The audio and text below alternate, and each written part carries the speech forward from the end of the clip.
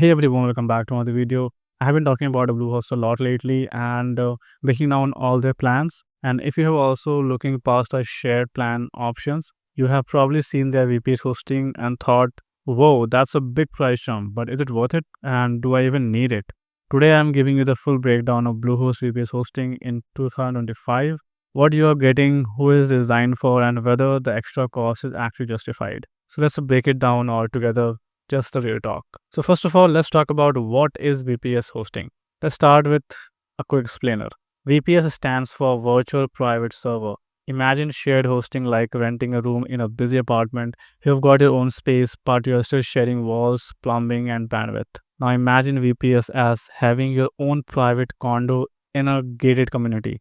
It's still on a shared system technically, but you have got guaranteed resources just for you, your own RAM, CPU, storage, and nobody can hog your performance. That's the appeal.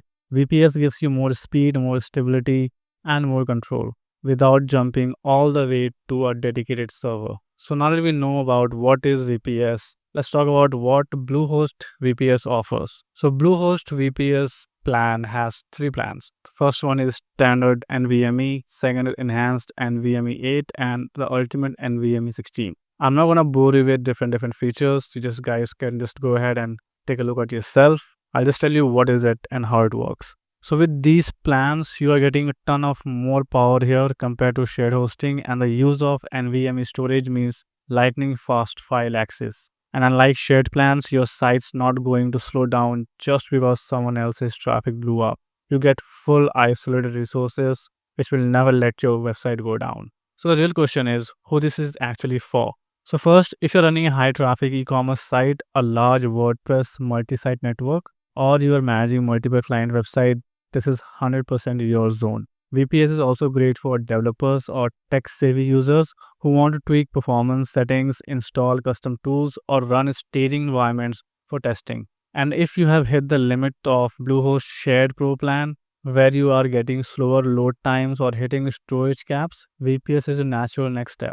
But this is important if you're just running a personal blog, portfolio, or your first small business sites, you probably don't need VPS. The basic or choice plus shared plans are gonna be way more affordable and totally fine for that kind of use. Now let's talk about, is it actually worth the price? The standard VPS plan starts at $46.99 per month. That's way more than $6 to $18 per month range on shared plans. But what are you really paying for? So you are getting dedicated CPU cores. Your site gets full power and there is no sharing. You get more RAM, better handling of large traffic and dynamic content. You also get more SSD storage and not just regular SSD. This is NVMe, which is faster than traditional SSDs. You get root level access, which means advanced control over your server. And you get cPanel included, which is awesome, especially since some VPS hosts charge extra for that. All in, the pricing is competitive for what you get, especially when you factor in the performance bump and added security.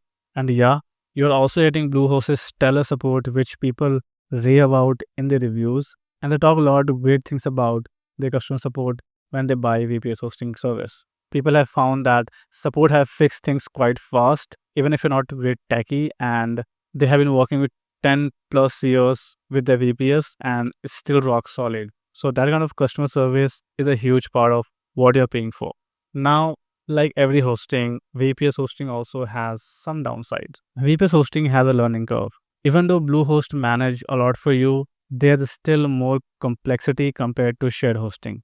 You will need to understand how to manage cPanel and basic server settings. If something breaks, you are more responsible for fixing it, or at least knowing how to ask for help.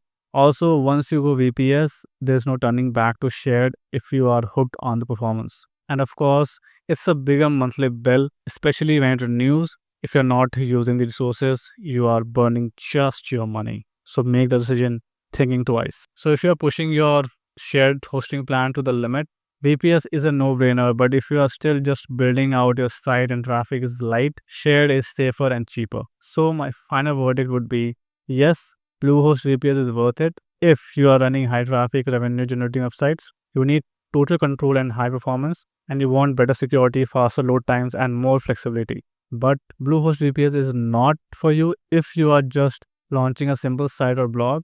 or your site is still under 10 to 15K views per month. It's all about where your website is at and whether you want to go for it or not. So that was a full review of Bluehost VPS hosting.